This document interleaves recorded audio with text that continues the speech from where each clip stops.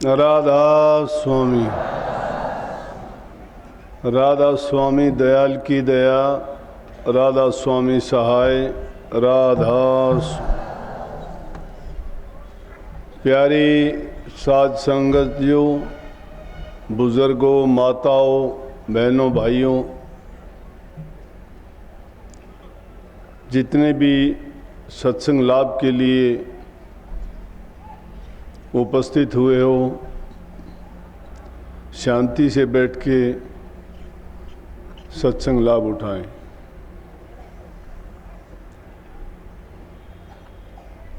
हर चीज़ का समय होता है। समय से पहले चाहे हम कितनी भी कोशिश करें, हम चाहेंगे करना, लेकिन वो चीज़ ठीक से नहीं हो पाएगी, असफलता हाथ लगेगी या उसमें परेशानी उठानी पड़ेगी। हर चीज़, हर काम समय पर अच्छा लगता है और समय पे ही होता है। काफ़ी आश्रम होने की वजह से सभी आश्रमों में सत्संग का आयोजन करना कठिन हो जाता है, परंतु संगत का प्यार होता है। वो चाहते हैं कि हमारे आश्रम में भी हो सत्संग। अच्छी बात है, जितने सत्संग होते हैं, जितने सत्संग सुनने का, उनमें उपस्थित होने का मौका मिले, उतना ही जीव को लाभ होता है।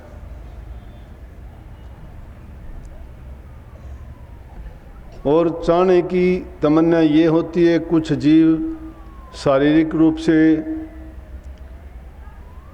इस योग्य नहीं होते कि वो दूर दराज के केंद्रों पे जाके सत्संग का लाभ उठा सकें। काफ़ी मजबूरियां होती हैं, लेकिन अगर आसपास में सत्संग होता है तो उसका लाभ ऐसे लोगों को भी मिल जाता है। मेरा प्रयास होता है कि ज़्यादा से ज़्यादा सत्संग का लाभ ज़्यादा से ज़्यादा लोगों को मिलना चाहिए, क्योंकि सत्संग ही एक ऐसी चीज़ है जो जीव को बुराइयों से निकाल के अच्छाइयाँ दिखाता है और अच्छाई के रास्ते पे चल के प्रभु की भक्ति में लगाता है। अभी जो शब्द गाए गए, जिसमें नाम की महिमा गाई गई, या अमीरस जिसका नाम लिया गया, वो एक ही चीज़ है। उसको नाम की टिकट कहो, अमीरस कहो, उपदेश कहो, प्रभु भक्ति का रास्ता कहो, अलग अलग तरीक़ों से संतों ने उसको बताने का प्रयास किया है। नाम की महिमा गाई गई है कि उस नाम की प्राप्ति जिस जीव को हो जाती है, उसके सभी इस जीवन के नहीं अपितु पिछले जन्मों में भी जितने कर्म उसने किए हैं, उस कर्मों का लेखा जोखा इसी जीवन में पूरा कर जाता है। नाम एक ऐसी दवा है जो हर प्रकार के रोग का इलाज करती है, परंतु जिस इंसान की भावना और सोच ही सिर्फ संसारी पदार्थों की होती है, और वो नाम भी इसीलिए लेना चाहते हैं कि उसकी संसारी तमन्नाएं, कामनाएं पूरी हो जाएं। मुश्किल बात नहीं है, नाम के आगे ये चीज़ कोई मायने नहीं रखते। ये तो नाम जिसको मिल गया, जो इस वाणी में कबीर साहब ने कहा ऐसा है कि जो जो तुम नाम की कमाई करते चले जाओगे वो आपको ऐसे दिखाई देने लग जाएगा जिस प्रकार से किसी जंगल में आग लग जाती है। वो आग आगे आगे कूड़ा करकट, सूखे पत्ते, टहनियाँ या हरे पेड़ भी होते हैं तो उनको वो जलाती हुई चली जाती है। लेकिन कुछ ही समय के बाद उसकी जगह पर नए घास, नए पौधे जन्म लेते हैं और वो सूखा हुआ जंगल भी हरा भरा हो जाता है। इसीलिए कही कि आगे आगे धो लगी पीछे हरियल हो। उसको हमारे जीवन से संबंधित ही बताया गया है कि अगर हम उस नाम की कमाई जो जो करते चले जाते हैं, हमारे विषय, विकार, पाप, कर्म, बुरी सोच, जितने भी बुराइयां हैं वो सब की सब दग्ध होती चली जाती हैं, ख़त्म होती चली जाती हैं और उनकी जगह पर सील, सवर, संतोष ये चीज़ें हरियाली के रूप में ठाठे मारने लगती हैं, जो इंसान को सुख देती हैं, शांति प्रदान करती हैं, जीवन में खुशियाँ भर देती हैं। लेकिन जब अति हो जाती है, ज़्यादा कामनाएं बढ़ा लेता है इंसान,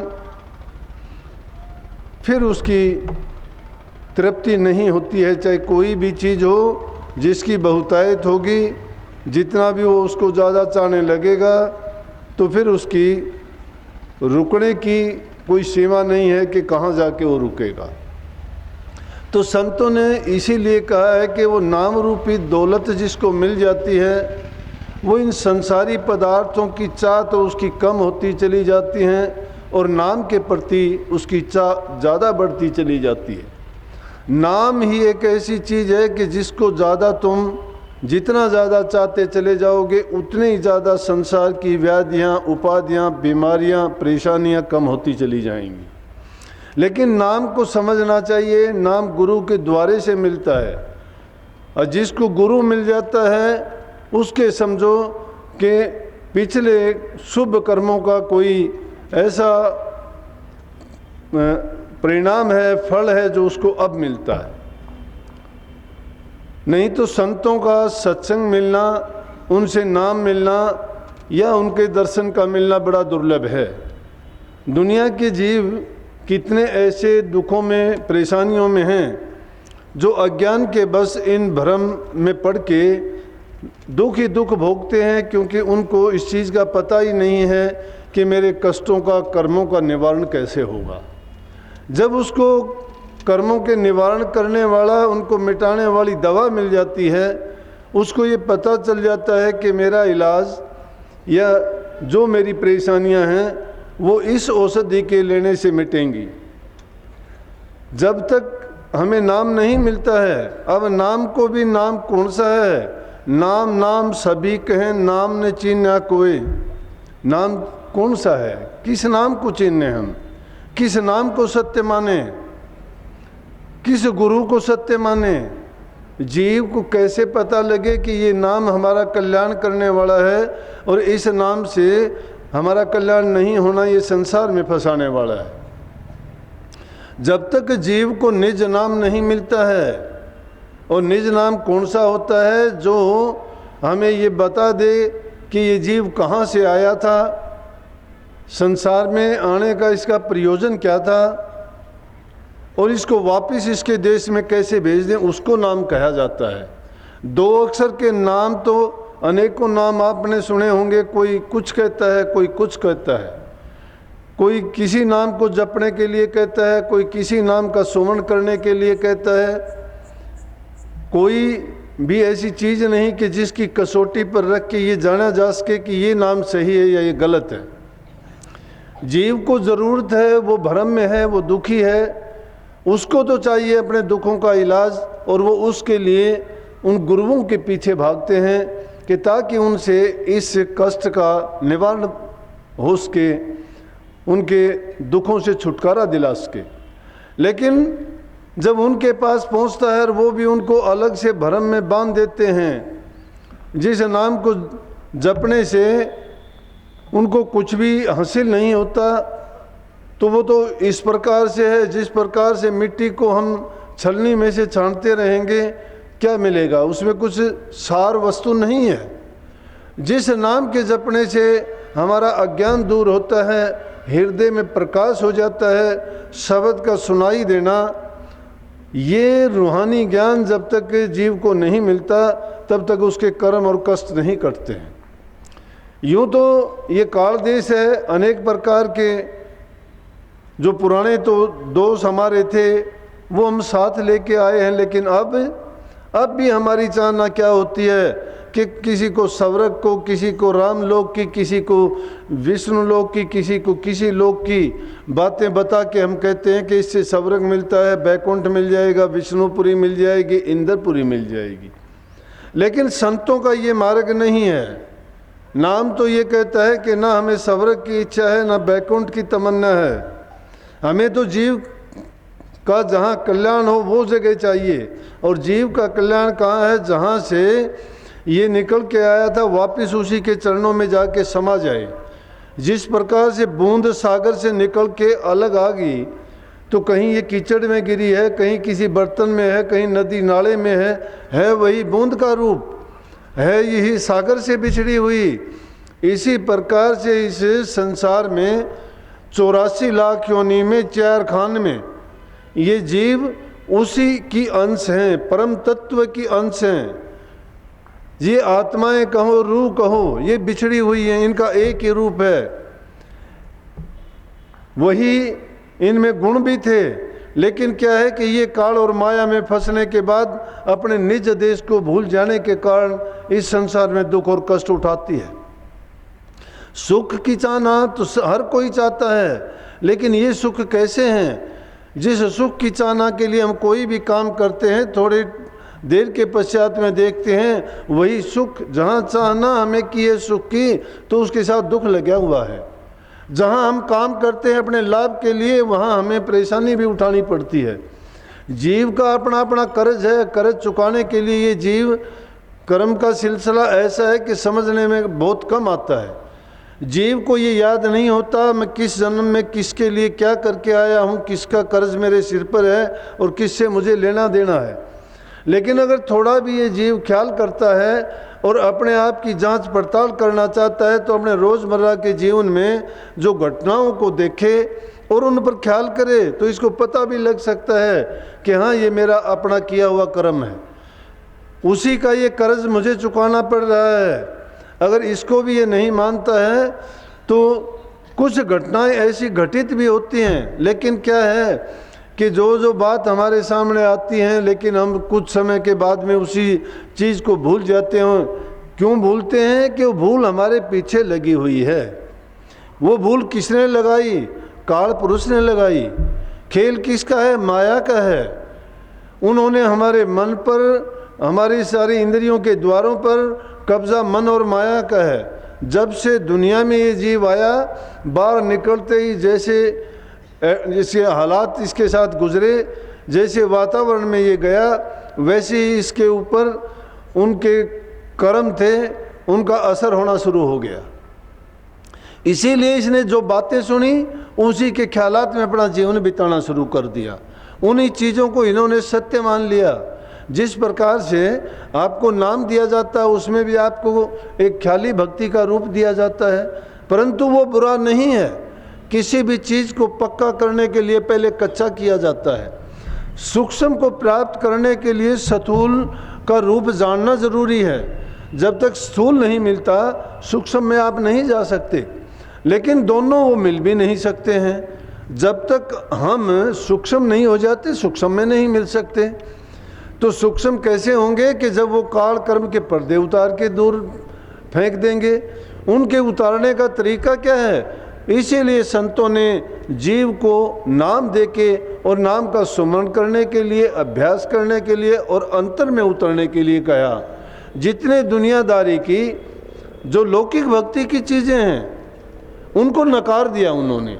कहा कि ये मान बढ़ाई के लिए अच्छी हैं, इज्जत मिलती है इंसान को, दिखाई देने में वो लगता है कि ये धर्म के रास्ते पर चलता है, अच्छा इंसान है, लेकिन हम देखते क्या हैं? देखने में हमें लगता है कि ये धर्म के रास्ते पर चलता है, पुण्य के काम भी करता है, ये पूजा पाठ भी करता है, यज्ञ हवन भी करता है, लेकिन जो चीज़ नाम से प्राप्त होती है वो नहीं है। नाम जीव को पारलौकिक शक्तियों में ले जाके विलीन करता है जहाँ से जुदा होके आया था। ये लौकिक चीज़ें ऐसी हैं कि हम संसार में ही इसकी मान, इज्जत और सम्मान पाते हैं। दान पुण्य करने के कारण हमें अच्छे जन्म मिल सकते हैं, अच्छी जगह मिल सकती हैं, अगले जन्म में अच्छे भोग पदार्थ मिल सकते हैं।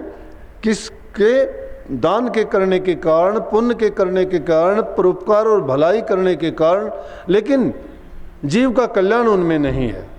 इसलिए उसे नाम की बढ़ाई गाई है जो टकसाली नाम है, जो निज नाम है, वो निज नाम मिल जाता है, उनको इस चीज़ की परवाह नहीं। जैसे एक कोई फ़कीर था, उस फ़कीर ने बड़े ज़ोर शोर से प्रचार कर दिया, लोगों के सामने कह दिया कि मेरे पास जो भी आएगा और मेरे से दीक्षा ले लेगा उसको मैं सवरगपुरी में लेके चला जाऊंगा।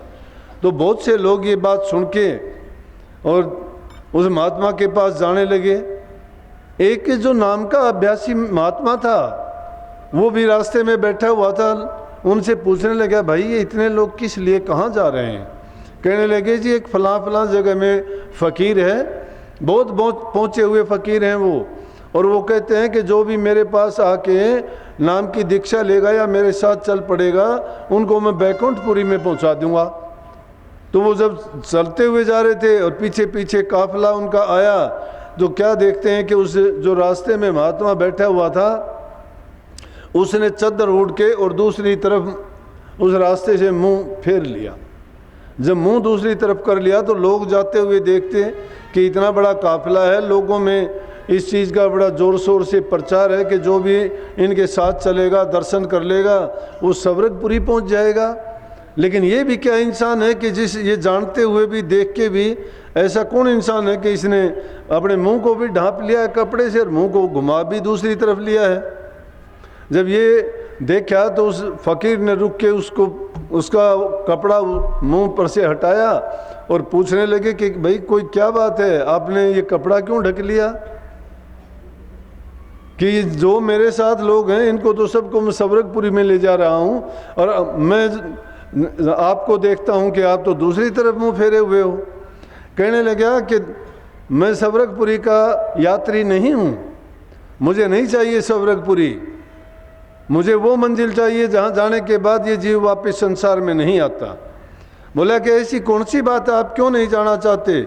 सवरग के लिए तो बड़े बड़े देवता, बहुत से ऋषि मुनि तप करते हैं, हठ करते हैं, योग करते हैं, कितनी दूसरी क्रियाएं करते हैं, सर्दी गर्मी बरसात में वो कष्ट भोग के भी उसके लिए अपने आप को कितना शिथिल करते हैं, चीज़ों का त्याग करते हैं, और आप होके आपको सहज में जो मैं वहाँ ले जाना चाहता हूँ अपनी शक्ति से, और फिर आप नहीं जाना चाहते।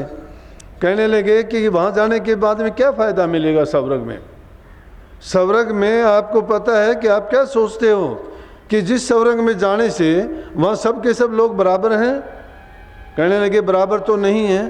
बोला वहाँ, बोला कि जिसने बहुत उत्तम कर्म किए हैं उनको ऊंचे दर्जे मिलते हैं, मध्यम किए उसको मध्यम जगह मिलती है, और जिन्होंने कम किए उनको नीचे के दर्जे मिलते हैं। बोला कि दर्जे हैं उसमें। जब सवरग में भी अलग अलग 3 ये दर्जे बता दिए, एक नीचा है, दूसरा मध्यम है, तीसरा सबसे ऊंचा है, तो सबसे नीचे वाला सबसे ऊंचे दर्जे की चाह रखता होगा वहाँ भी? बोले हाँ, वो तो होता है देख के कि कोई आदमी अपने से ऊपर वाले को देखता है तो वो भी वैसा बनना चाहता है। बोला कि जब वहाँ भी ये चीज़ होगी तो वहाँ सुख कैसे हुआ? फिर तो सुख नहीं है। आदमी को कौन चीज़ विचलित करती है? सुख की तमन्ना, उसकी चाहना, उसकी कामनाएं उसको घुमाए फिरती हैं, यहाँ से वहाँ, इधर से उधर, अच्छी से बुरे, बुरे से अच्छे की तरफ। इसलिए बोला कि ऐसी जगह हम नहीं जाना चाहते, हम उस जगह जाना चाहते हैं जहाँ पर जाने के बाद में सब बराबर हैं, सब समान हैं, किसी की कोई चाहना नहीं रह जाती। इसीलिए संतों ने, राधा स्वामी दयाल ने वाणी में फरमाया कि मुक्ति की नहीं चाह मन में भक्ति प्यारी लागे, कि वो मुक्ति की चाह ना भी नहीं रखते हम तो उस चीज़ को भक्ति प्यारी लगती है कि जिसको प्राप्त करने के लिए जिसमें मन हमारा मगन हो जाता है, उसी में हमें जो शांति मिल जाती है। और वो शांति मिलती है दर्शन में, और वो दर्शन गुरु में अपने प्रीतम के रूप में, परमात्मा के रूप में, उस सार वस्तु के रूप में देखते हैं कि जिसने संसार में आके हमारे बुरे कर्मों को छुटा के अच्छे रास्ते पे लगा दिया, उससे बड़ा और काम कौन कर सकता है दुनिया में। और सारे के सारे जितने भी नातेदार हैं, रिश्तेदार हैं, संबंधी हैं, अपने स्वार्थ के लिए हैं, अपने सुख के लिए हैं। दूसरे पे दुख पड़ता है या कोई उनको परेशानी आती है, मुंह फेर लेते हैं, देर नहीं करते हैं। खुद की संतान भी उसको पास रखने से इनकार कर देती है, दुख सुख में वो भी उसको छोड़ के चल देते हैं। इसलिए ऐसी जगह में रह के जिसका दुख का साथी कौन है? सतगुरु साथी है। बुरे कर्म में भी जो हमें साथ दे के कहता है, वो उन बुरे कर्मों को भी हमारे सुख के लिए खुद लेने के लिए तैयार हो जाता है। जो इस लोक का नहीं परलोक तक का हमारा जन्म संवार देता है और बार बार इस संसार से आने से जो पीछा छुटा देता है, हमें वो वस्तु चाहिए। और वो वस्तु किस में? वो निज नाम में है। निज नाम इंसान के सभी भ्रमों को निकाल के, अज्ञान को मिटा के उस सच्चाई के रास्ते पे चलाती है, जिसकी कमाई करने से ये जीव संसार में रहते हुए तो सुख भोगता है, जिसको चाहना नहीं है किसी चीज़ की।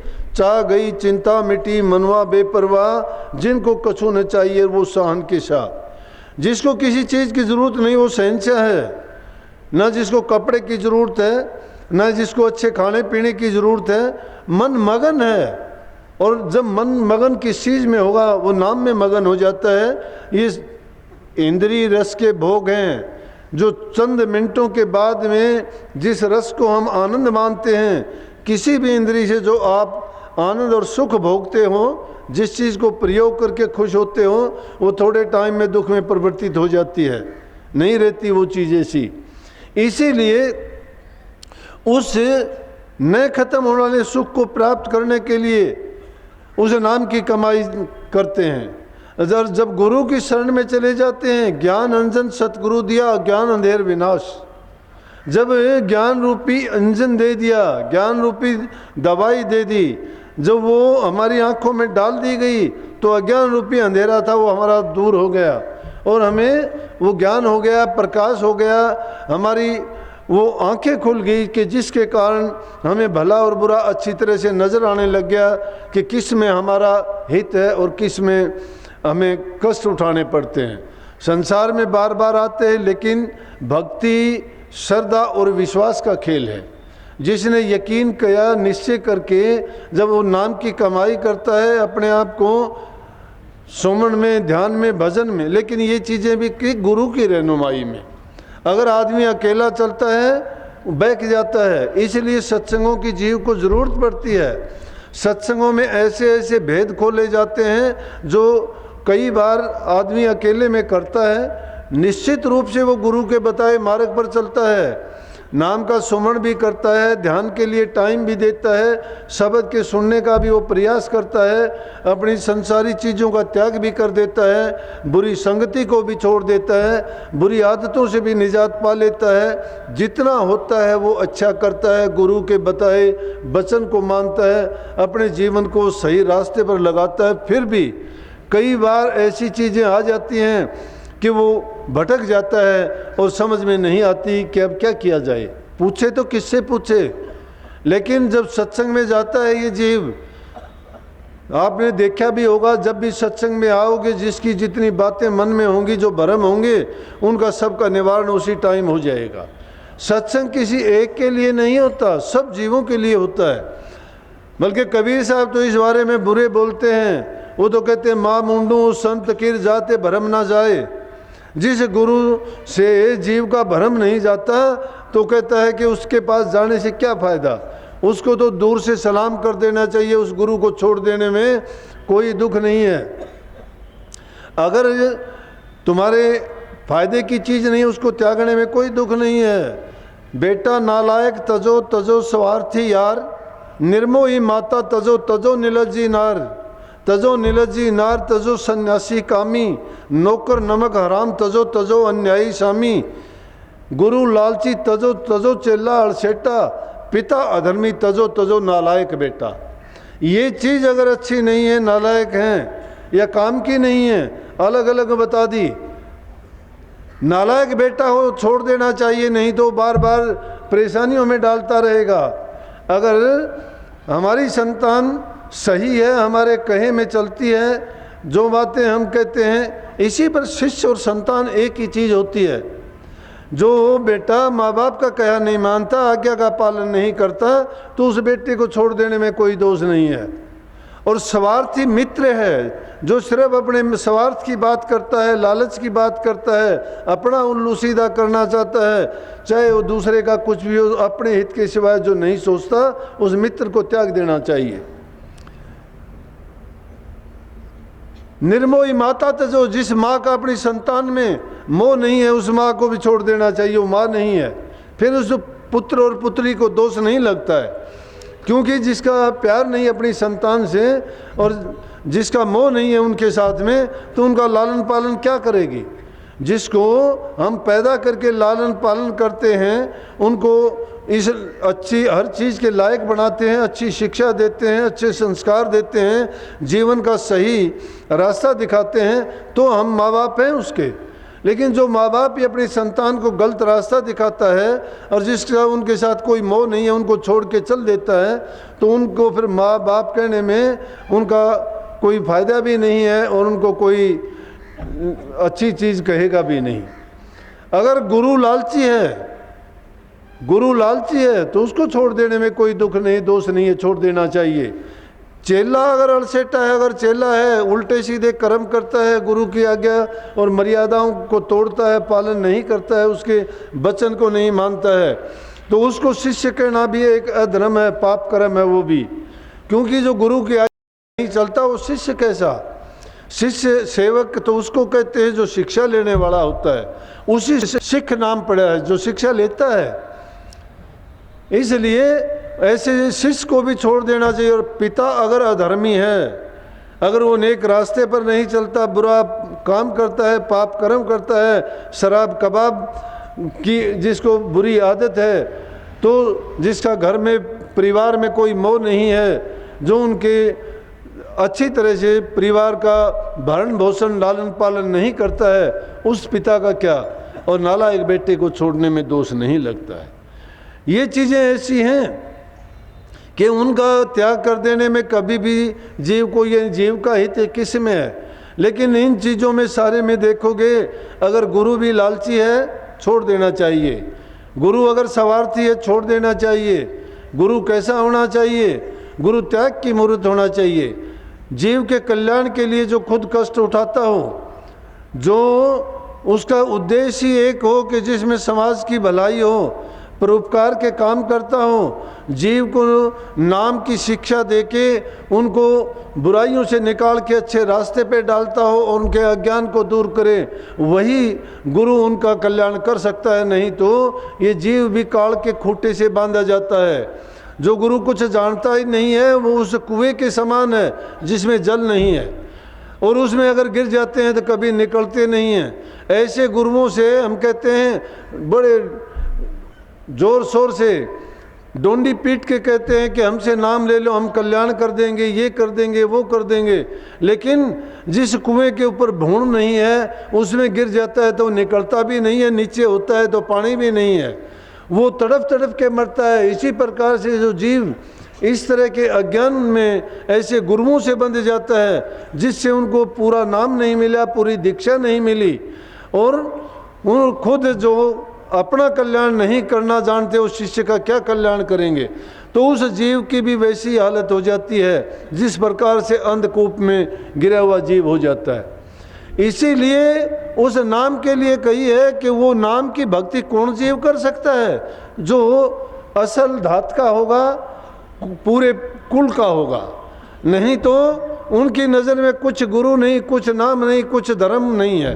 जिस आदमी को दो बातें याद होगी, कभी अभ्यास नहीं, कभी नाम का सुमन नहीं किया, नाम का सुमन करना जानते ही नहीं है। नाम लेना किताबों में लिखा है, दीवारों पे लिखे हैं, बोलने में सुनते हुए नाम है क्या? ये नाम नहीं है। नाम तो इंसान को अंदर में प्रकट होगा। प्रकट कब होगा? जब मन की वृत्तियां ठहर जाएंगी, संसार की पदार्थों की ओर से आपकी मनोवृत्ति भी हट जाएगी और चाहना भी कम हो जाएगी। जब तक संसार की चाह ठाठे मारती हैं, एक से बुरा करते हो, दूसरे को ऊंचा उठाते हो, किसी की निंदा करते हो, किसी की स्तुति करते हो, ये भक्ति का मार्ग नहीं है। अगर नाम की कमाई करना चाहते हो तो अपने आप को इतना महीन करो कि कूट कूट कूट कूट इस मन को सुधारो पहले। जब तक ये मन नहीं सुधरता है, लाख कोशिश करोगे तुम्हें फिर घसीट के ले जाएगा। जब भी कोई क्रिया काम करते हो, तुम्हारे सामने कोई भी बात आती है, चाहे वो खान पान की है, चाहे वो कोई और भोग्य पदार्थ के बारे में है, या किसी के व्यवहार के बारे में है, या किसी तरह की जब बात आती है, उस टाइम पर जो अभ्यासी और जो नाम लिया हुआ शिष्य है, वो उस टाइम पर अपने मन की परख कर सकता है। उसको फिर पता लगता है कि मेरा मन क्या कहता है। पल पल में इस मन की रखवाली करनी पड़ती है। अगर एक चीज़ थोड़ा सा भी इसको मौका निकलता है, ये मन भटक जाता है, भटका देता है। एक पल के लिए थोड़ा सा भी जिसको जहाँ स्वार्थ पूरा होता दिखता है, वहीं ये जीव निकल जाता है। सोचता है मैं ये कर लूँ, मैं वो कर लूँ। क्यों? कि संसार की चीज़ें ही इसने मुख्य करके रखी हैं। लेकिन जिसने नाम की ओट ले ली, जिसने गुरु की शरण ले ली, वो कभी घबराता नहीं है। उसकी इच्छाओं पर, तृष्णाओं पर, कामनाओं पर, वासनाओं पर, सब पर नज़र भी होती है। और वो धीरे धीरे करके अभ्यास करने के लिए जो कहा गया, कह दिया कि नाम का अभ्यास करो, नाम का अभ्यास करो। अरे नाम का अभ्यास कैसे होगा जब ना इंद्रियों का दमन करा, ना सम आया, ना दम आया, ना तितिक्षा आई, ना मुमुक्षता आई। ये चीज़ें ही नहीं आई हमें, उस रास्ते पे ही नहीं चले, सुमन कैसे कर लेंगे? सुमन तो जब करोगे, रेल आई, रेल आई, रेल का रास्ता ही नहीं, लाइन ही नहीं है, रेल कहाँ से आएगी? उसके लिए चलने के लिए उसका रास्ता तो होना चाहिए। उस रास्ते के लिए ज़रूरी है कि आदमी अपने जो मनोविकार हैं उनको निकाल के दूर करे। जब तक मन में विकार भरे पड़े हैं, हम डींग ऊंची ऊंची मारते हैं। जो इधर की बात सुनी, उधर की बात सुनी, किसी को 2 कह दी, किसी को 4 कह दी। ये सुनी सुनाई बात करने से कभी कल्याण नहीं होता है। ये जब तक आदमी अपनी खोज नहीं करता, महापुरुषों ने क्यों कह दिया? कहते हैं कि वो भक्ति करता है, उसका कुल नहीं रहता, उसके नाते खत्म है, उसका कोई भाई बंद नहीं है कोई। लेकिन इसका मतलब ये नहीं है, संतों ने तो ऐसा सीधा सरल मार्ग बताया कि घर में रहो, घर रहो, कुल रहो। आगे कहिए कबीर साहब ने, कुल रहो, नाम का आधार पकड़ो।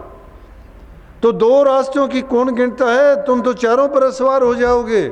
और वो चारों चीज़ें कौन सी हैं कि जिन पर तुम चल सकते हो? धर्म, अर्थ, काम और मोक्ष, ये 4 चीज़ें संसार में मानते हैं कि इन चीज़ों की प्राप्ति सिर्फ सही रास्ते पे चलने से ही हो जाएगी। 2 की बात नहीं है।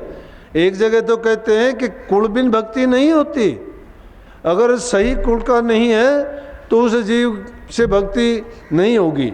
अगर वो सही कुल का है, कुल में रहता है, तो कुल में भी रहेगा, भक्ति भी करेगा, सारी चीज़ कर सकता है। बोला कि हमने 2 घोड़ों पर सवार कोई नहीं देखा। और आगे कहते हैं 2 घोड़े नहीं, वो तो चारों पर भी सवार हो सकता है। क्यों हो सकता है? कि वो सब कुछ करने के लायक बन जाता है। परमात्मा में जो गुण है वो हमारी रूह में भी गुण है। जब परमात्मा सारे काम कर सकता है तो हम भी सारे काम कर सकते हैं। जब परमात्मा मरता है तो हम भी मरेंगे, लेकिन परमात्मा नहीं मरता तो हम क्यों मरेंगे? क्योंकि हमें जिवाने वाला मिल गया है। और हमें जिवाने वाला कौन है? सतगुरु है। कबीर साहब ने कही है, कहते हैं कि हम ना मरा मरे संसारा, हमने मिला जीवावन हारा। कहते हैं कि हम क्यों मरा? हमने जिवाने वाला मिल गया। आत्मा अमर अजर अविनाशी है। वो कहते हैं कि हरि मरे तो हम भी मरियाँ, हरि ना मरे तो हम क्यों मरियाँ? कि जब हम हरि की उसी की अंश हैं, वो मरता होगा तो हम भी मर जाएंगे, वो नहीं मरता तो हम भी नहीं मरेंगे। तो इसलिए वो जो करता है वो हम भी कर सकते हैं। लेकिन क्यों नहीं कर सकते हम संसार में माया और मन के गुलाम बन गए। वो स्वतंत्र है, किसी का गुलाम नहीं है। वो ना दुख में दुखी होता है, ना सुख में सुखी होता है। वो एक कानून है, वो एक नियम है, एक मर्यादा है, एक हुक्म है, जिसको अलग अलग भाषाओं में सिख महात्माओं ने उसको हुक्म कह दिया गया। नानक साहब कहते हुक्म रजाई चलना नानक लिखिया नाल, पढ़ पढ़ गड्डी भरिए पढ़ पढ़ रखिए साथ, पढ़ पढ़ बेड़ी पाइए पढ़ पढ़ भरिए रात, पढ़िए जेते बरस बरस पढ़िए जेते मास, पढ़िए जेती आरजार पढ़िए जेते सांस, नानक लेखे एक गल और सब झक्खण झाक। लेखे में तो एक ही बात है, तुम पढ़ पढ़ के चाहे गड्डी बेड़ी भर लो, जितने जहाज है उन किताबों से लाद लो, क्या फायदा होगा? पढ़ने से लिखने से पढ़ना गुणना चातरी ये गुड़ियों का खेल, जब मिली सच्चे पीव से तो देता हक में मेल। जब सच्चा सतगुरु मिल जाता है, पूर्ण गुरु जिसको मिल जाता है, उसकी वो हालत है कि उसको उन चीज़ों की ज़रूरत नहीं। ये लड़कियां गुड़ियां कब तक खेलती हैं? जब तक शादी नहीं होती, तब तक ये गुड़ियां बनाती हैं, उनकी शादी करती हैं, उनका घर बसाती हैं, सारी बातें करती रहती हैं, लेकिन शादी हो जाती है फिर उनको एक अलमारी में रख के चल देती हैं, पिया के घर चली जाती है। क्यों? कि अब उनको सच्चा पीव मिल गया। इसीलिए जब इस जीव को पूर्ण सद्गुरु मिल जाता है तो इसका भी अज्ञान दूर हो जाता है। इसका अज्ञान दूर हो गया और इसको सही इसके निज देश का जब भेद मिल गया तो इसको फिर ज़रूरत नहीं है जगह जगह झक मारने की, इधर उधर जाने की। इसीलिए उस नाम की महिमा गाई गई है कि नाम लिया जिन सब किया सकल वेद का भेद। जिसको नाम मिल गया उसको सब चीज़ों का ज्ञान प्राप्त हो गया। हम ज्ञान किस चीज़ से प्राप्त करना चाहते? किताबों से। ज्ञान किस चीज़ से? ग्रंथों से। ये ग्रंथ किताब किसने लिखी? महापुरुषों ने। उन्होंने ज्ञान कहाँ से प्राप्त किया? भक्ति करके, अंदर में मन की एकाग्रता करके, और जो उनको ज्ञान नाम की शक्ति मिली थी उसको भुना के। हमें भी वो ज्ञान तो मिला, नाम तो मिला, लेकिन हम उसको भुना नहीं पाए। क्यों नहीं भुना पाए? गुरु ने जो मार्ग दिया उस पर चले नहीं, मर्यादाओं का हमने पालन नहीं किया, गुरु की भक्ति नहीं की हमने। गुरु की भक्ति है क्या? कि गुरु ने आज्ञा दी वो गुरु की भक्ति है। गुरु ने जो वचन फरमाया हमारे लिए भला है बुरा है, शिष्य उसमें भलाई और बुराई सोचता नहीं है। गुरु को शिष्य ने जो कह दिया वो हित की बात कही है। शिष्य अगर सोचता है कि गुरु ने मेरे लिए ये गलत कहा है तो समझो कि उसने अपना करे कराए पे सब पे पानी फेर दिया। गुरु जिसके जो दोष देखता है, गुरु जानता है कि जीव का कल्याण किस चीज़ से होना है। जिसका कल्याण सेवा से होना है उससे सेवा का काम लेते हैं। जिसका दान पुण्य से होता है उससे दान पुण्य करवाते हैं। जिसका सुमन ध्यान भजन से होता है उसको वो रास्ता बताते हैं। एक अंधे की लकड़ी बन के हम लकड़ी पकड़ के चलते जा रहे हैं कि नाम मिल गया, सुमन करो। क्या सुमन करोगे? कौन सा सुमन करोगे? सुमन तो बहुत प्रकार का है, सुमन आता ही नहीं है। सुमन के बारे में तो महापुरुषों ने बहुत फरमा दिया, लेकिन कभी गौर नहीं करते। जो हमें ख्याल दे दिया उसी ख्याल में विचरते रहते हैं कि वहाँ घंटे की धुन सुनेंगे, उस नाम की आवाज़ होगी, इस तरह से होगा, ये होगा, वो होगा। मन की चाल नहीं रुकी, बैठते ध्यान में है, ख्याल कहीं और जाता है। ख्याल नहीं, ध्यान नहीं है। ध्यान वास्तविकता क्या है कि मैं कहता हूँ एक बार तुम थोड़े समय के लिए भी, थोड़े से पल भर के लिए भी अगर आप ये रुक के देखोगे कि आपका ख्याल सब चीज़ों से हटके सिर्फ अपने आप में सीमित हो जाएगा, जब आपको झलक पड़ेगी कि वो नाम की कमाई, वो दौलत, वो शक्ति क्या है। पल भर के लिए भी। लेकिन हम तो डींग मारते हैं, कोई 2 घंटे की, कोई 4 घंटे की, कोई 6 घंटे की। वो 2, 4 और 6 घंटे में और ही ताना बाना बुना जाता है, मन के अंदर और ही बातें चलती रहती हैं। ध्यान अगर करके देखोगे तो तुम्हें होश ही नहीं रहेगा। वो तो नाम जहाँ मिल जाएगा वहाँ जाने के बाद में जिस इंसान को क्लोरोफार्म सुंघा दिया जाता है, नशे का इंजेक्शन दे दिया जाता है, उसको पता ही नहीं होता कि उसको काटो या चाहे उसके साथ क्या बीतती है, क्या घटित होता है। उससे पूछोगे कहेगा मुझे पता ही नहीं है। तो इसे नाम रूपी अमल को पी के ये जीव कैसे कह देता है कि ये था वो था, और इधर उधर की बातें सब बता देता है। नाम की कमाई जब करता जाता है इंसान, वो तो प्रकट होगा।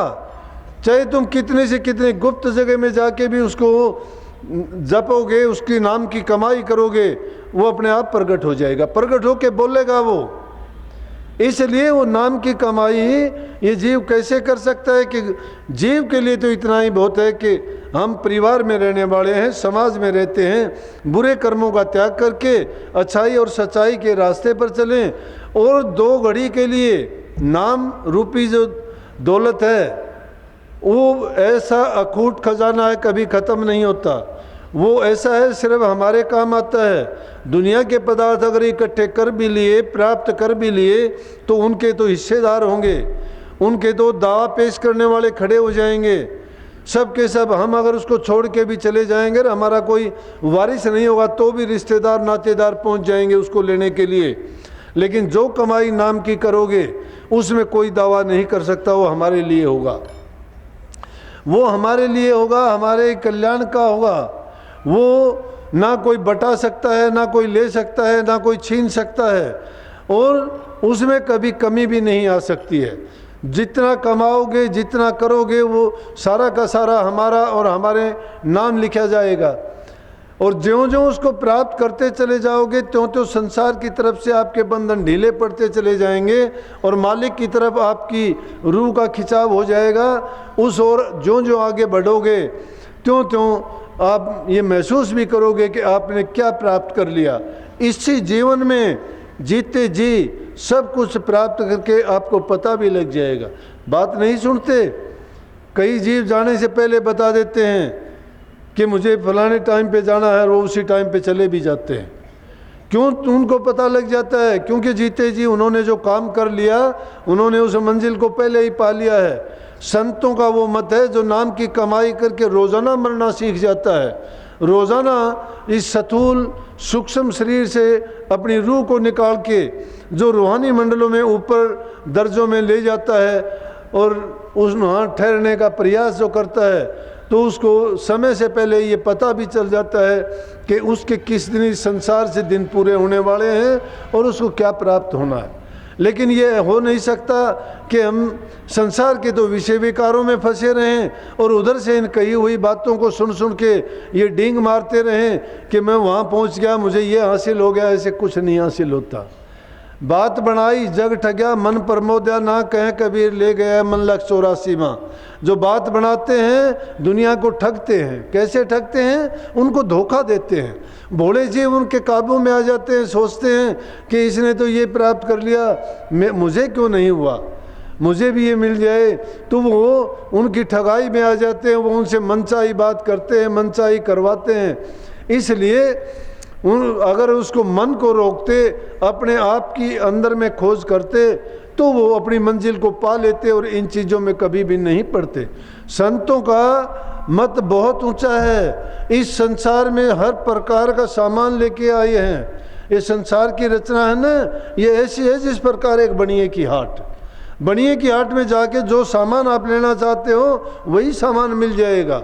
हम भी वैसे ही हैं। इस संसार रूपी हाट में हम कोई भी चीज़ लेना चाहें, कोई पाप करना चाहे पाप करो, पुण्य करना चाहे पुण्य करो, परोपकार करना चाहे परोपकार करो, भक्ति करना चाहे वो भक्ति करो, सब चीज़ें हैं यहाँ।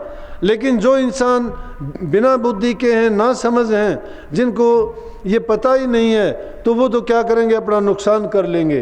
पूंजी जो लेके आए थे, जीवन रूपी पूंजी, इंसान का जीवन बहुत बहुमूल्य है। ये कितने शुभ कर्मों और शुभ अपने अच्छे जन्मों के कारण, जिनमें जन्म जन्म में हमने भले कर्म किए, उसके कारण इंसान का चोला मिला। लेकिन अब क्या किया हमने कि वो ऐसा सामान खरीद लिया कि जिसके कारण बर्बाद कर दिया सबका सब। लेकिन बुद्धिमान जो जीव थे वो संतों की शरण में जाके, जब संतों की शरण, जैसा गुरु होगा वैसा तुम्हें भी बना देगा। अगर गुरु त्यागी है तो तुम्हें शायद त्याग सिखा देगा। गुरु अगर नाम की कमाई करने वाला है तो तुम्हें नाम की तरफ लेके जाएगा। गुरु लालची है, तुम्हें लालच बना देगा। क्यों? कि गुरु शक्ति का भंडार है, और जो शिष्य उसी का ख्याल करेगा, जिसका ख्याल करेगा, उसी के गुण में उसमें आ जाएंगे। अगर तुम्हारे गुरु में वो गुण नहीं है तो तुम भी लाख प्रयास करोगे, नहीं आएंगे। क्योंकि सारी की शिष्य को सारी शक्ति अपने गुरु रूपी भंडार से मिला करती है।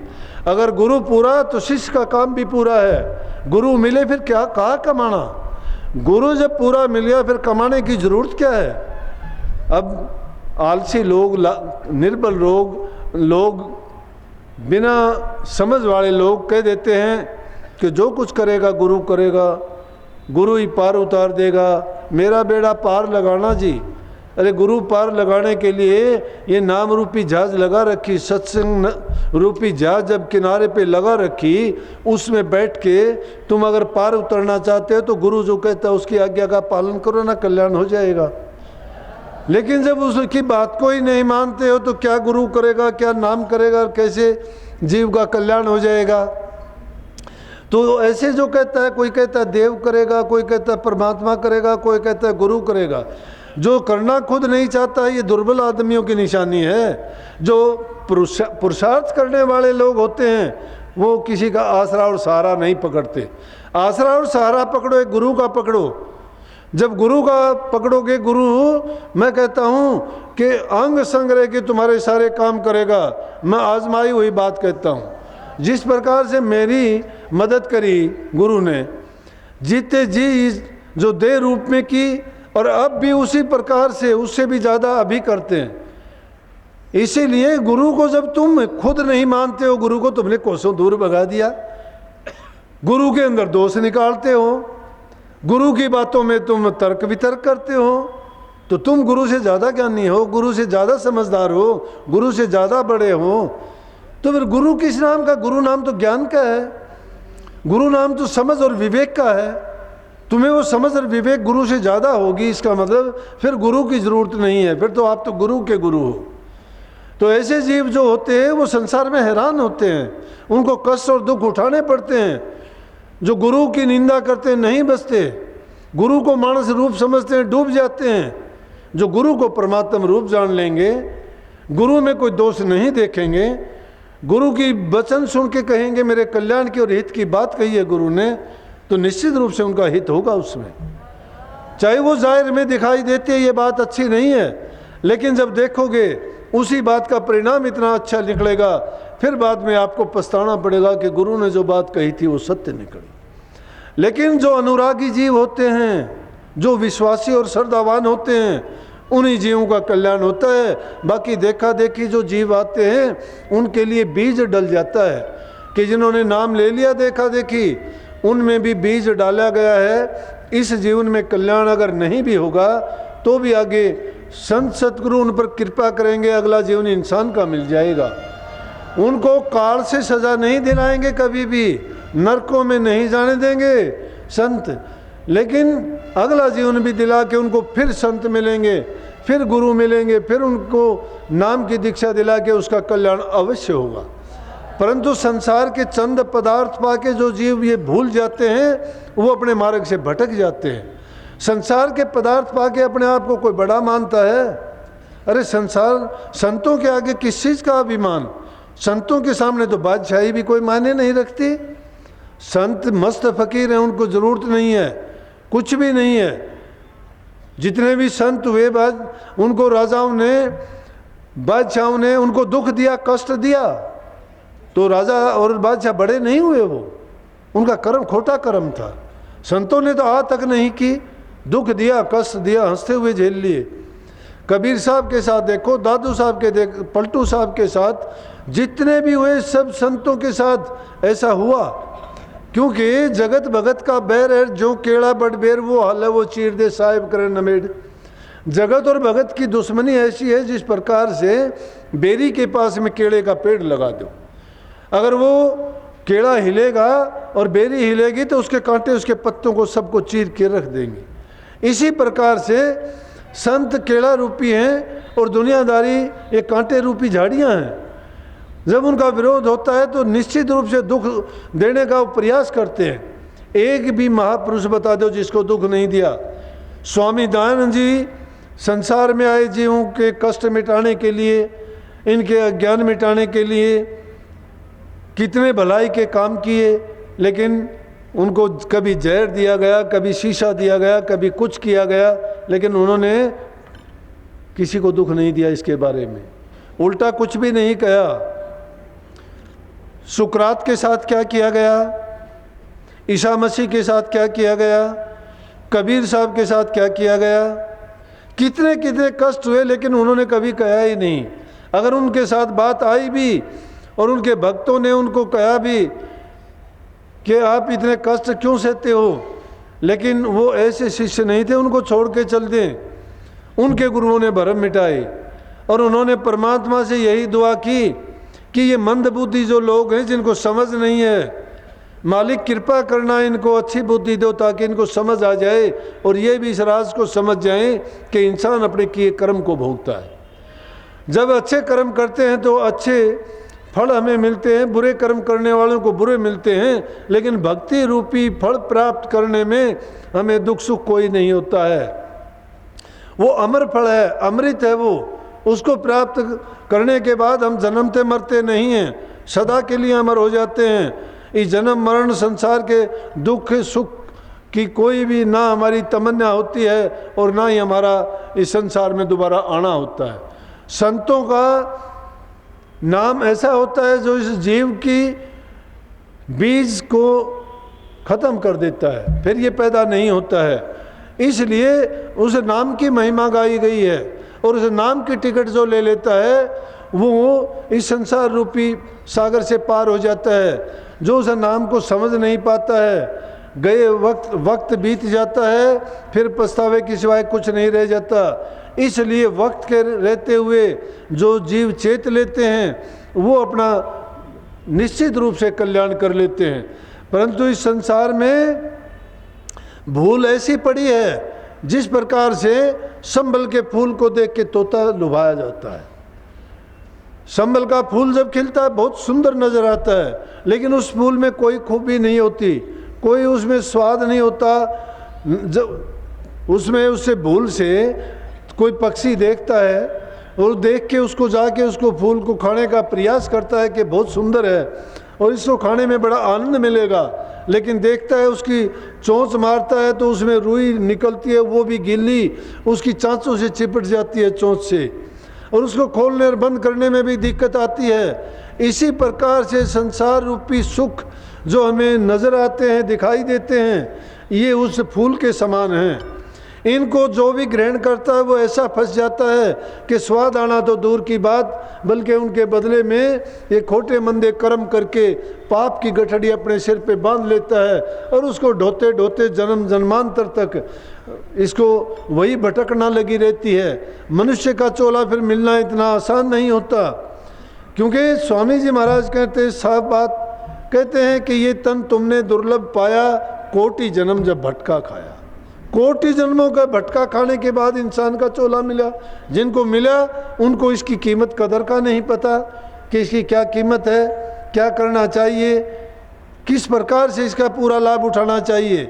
हम तो संसार के छोटे मोटे पदार्थ, थोड़े सुख देख के, थोड़ी सी चीज़, किसी को थोड़ा ऊंचा पद मिल गया, किसी को थोड़ा धन मिल गया, किसी को थोड़ा सा इज्जत सम्मान मिल गई, तो वो तो अपने आप को ही सब कुछ मान लेते, खुदा मानते हैं।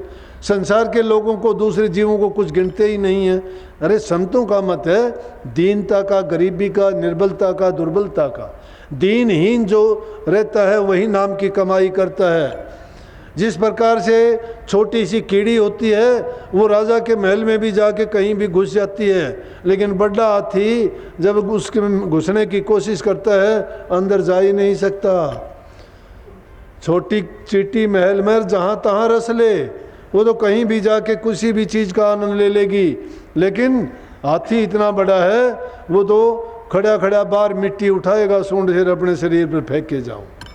ये है अज्ञान कि जो आदमी छोटा होता है वही सब कुछ प्राप्त करता है, बड़ा जो होता है उसी को काट लेते हैं। बड़ा होता है उसको नहीं काटते क्या? बड़े पेड़ को नहीं छोड़ते, बड़े फल को नहीं छोड़ते, कोई छोड़ता है? इसलिए जो बड़ा बनता है वो मारा जाता है, लेकिन जो छोटा रहता है उसको कौन मारता है, कौन क्या कहता है? कुछ नहीं कहता। उसको जाने में कहीं कोई रुकावट नहीं होती।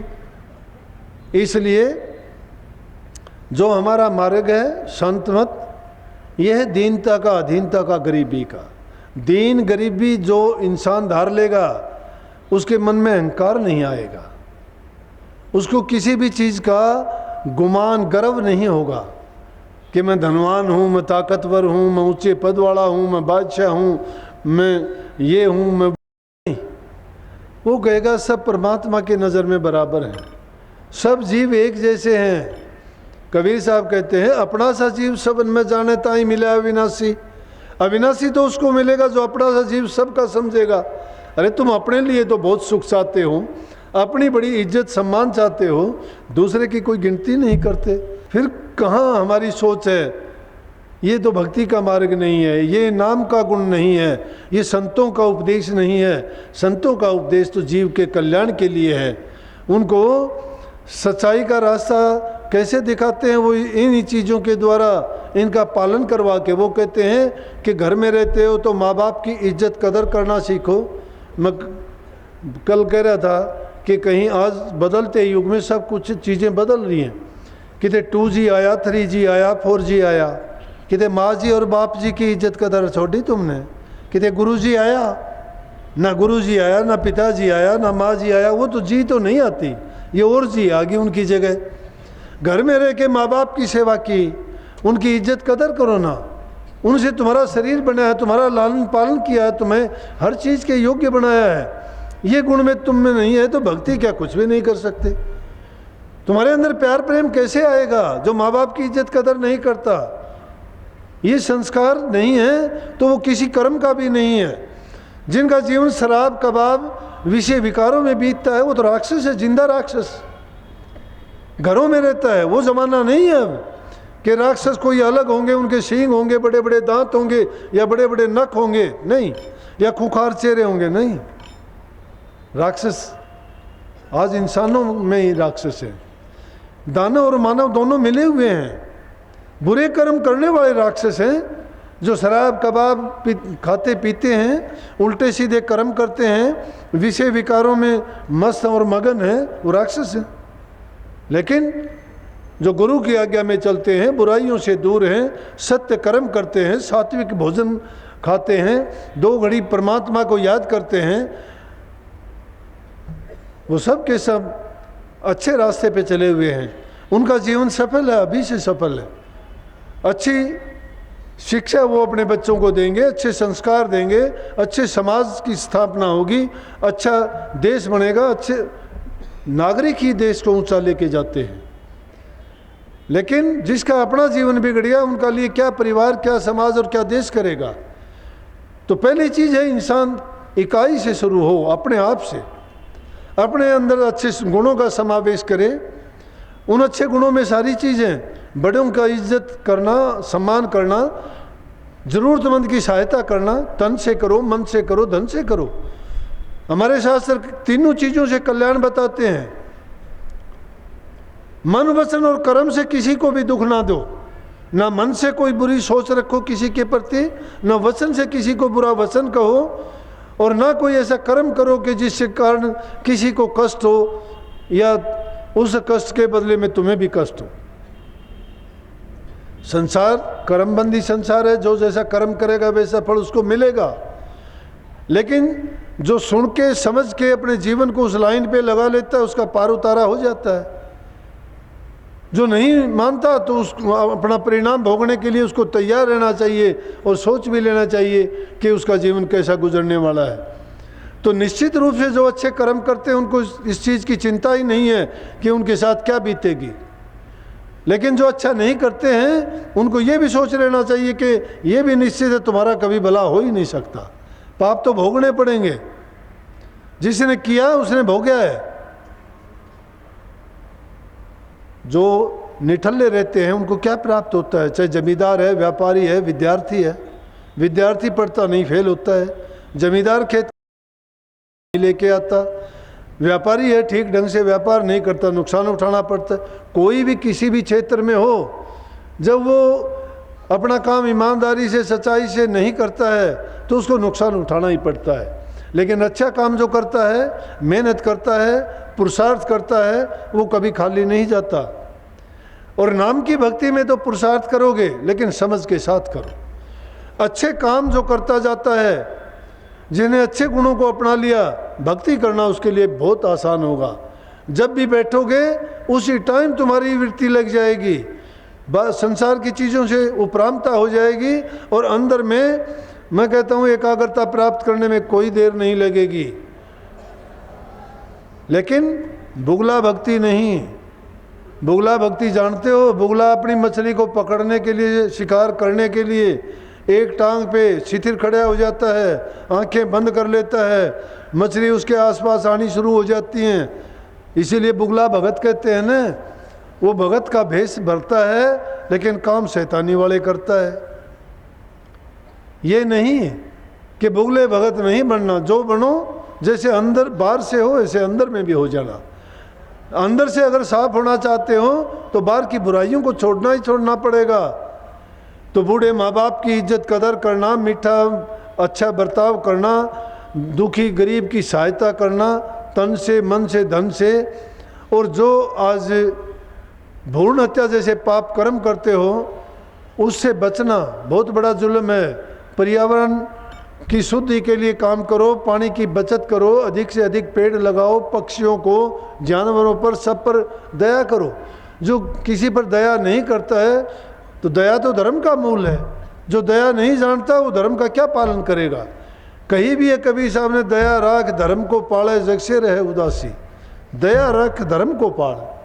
धर्म की पालना क्या है कि जिस पद पर आप उस पद पे रहते हुए सब मर्यादाओं को पूरा करो। पुत्र पुत्र के रूप में, बेटी बेटी के रूप में, पत्नी पत्नी के रूप में, पति पति के रूप में, पिता पिता के रूप में, जो जिस अवस्था में है उसी अवस्था में रहते हुए अपने धर्म का पूरा पालन करो और मन में दया रखो। और संसार की चीज़ों से उपरामता, उदासीनता कि भाई ये तो जब अच्छा काम करोगे, ज़रूरत के लिए संसार के पदार्थों को भोगो जितनी ज़रूरत है। शरीर को अन्न की ज़रूरत है, खाना पड़ेगा, जल की ज़रूरत है, जीवन है, पीना पड़ेगा, हवा की ज़रूरत है, सांस लेने के लिए लेनी पड़ेगी। लेकिन अगर किसी इन चीज़ों की हम दूसरी चीज़ों की संग्रह में पड़ जाते हैं तो वो हमारे लालच को बढ़ा देगा, मोह को बढ़ा देगा और उनके ना मिलने पे क्रोध आएगा। क्रोध के पैदा अगर मिल जाएंगी तो अहंकार पैदा होगा और अगर वो चीज़ें नहीं होती हैं तो पांचों विकार हमें घेर लेंगे। काम भी घेर लेगा, क्रोध भी घेर लेगा, मोह भी, बंधन में फंस जाएंगे, लोभ भी हो जाएगा, अभिमान भी हो जाएगा। अगर धीरे धीरे करके अगर उनका ख्याल करोगे, ये सत्संगों में चीज़ मिलती हैं, उनसे छूटते चले जाओगे। एक दिन में नहीं, टाइम लगेगा।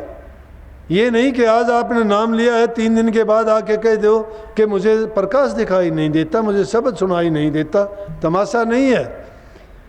ये कोई पंसारी की हट नहीं है कि पुड़िया बांध के दे देगा। जो दिया गया है उसका पालन जीवन पर्यंत करना है। फिर कोई कह दे कि अगर तुम्हें मिल भी गया, प्रकाश भी दिखाई दिया, धुन भी सुनाई दी, नूरी गुरु भी दिखाई दे गया अंदर में, लेकिन फिर अगर गिर जाओगे तो फिर क्या होगा। इसीलिए संतों ने कही है कि उसकी तो आखिरी वक्त तक, क्योंकि मन जब तक हमारे अंदर में बैठा हुआ है ये हमें भटका देगा। ये हमेशा उस चोर की तरह से दाव लगाए रहता है कि कब जो है घर का मालिक सोए मैं चोरी करूं।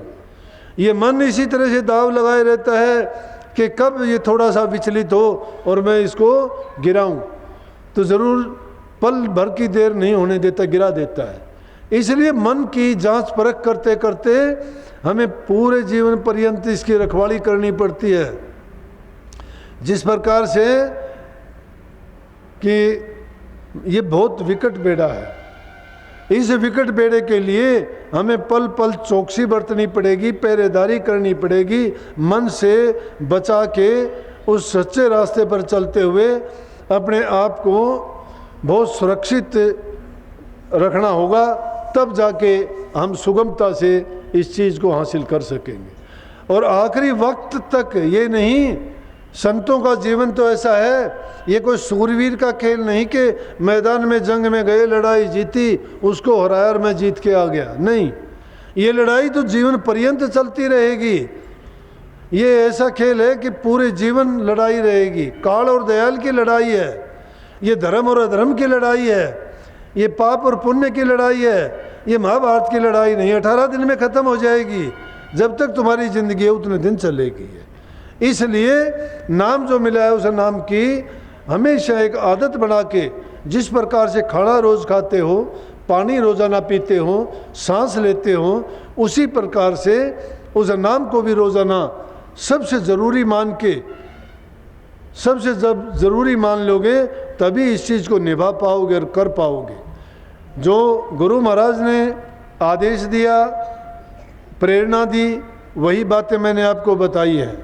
मैं तो हर पल गुरु की शरण में रह के उनकी आज्ञा में बरतता हूँ। जो मुझे आदेश होता है वही बोलता हूँ, उससे फालतू कुछ नहीं। इतनी बात ज़रूर है कि जो उन बातों को मानेगा, उन पर चलेगा, उसका जीवन भी मैं कहता हूँ एकदम पाक साफ और पवित्र हो जाएगा और वो निश्चित रूप से भक्ति में मुक्ति प्राप्त करेंगे और उनका जीवन सफल होगा। सबको आशीर्वाद। राधा स्वामी।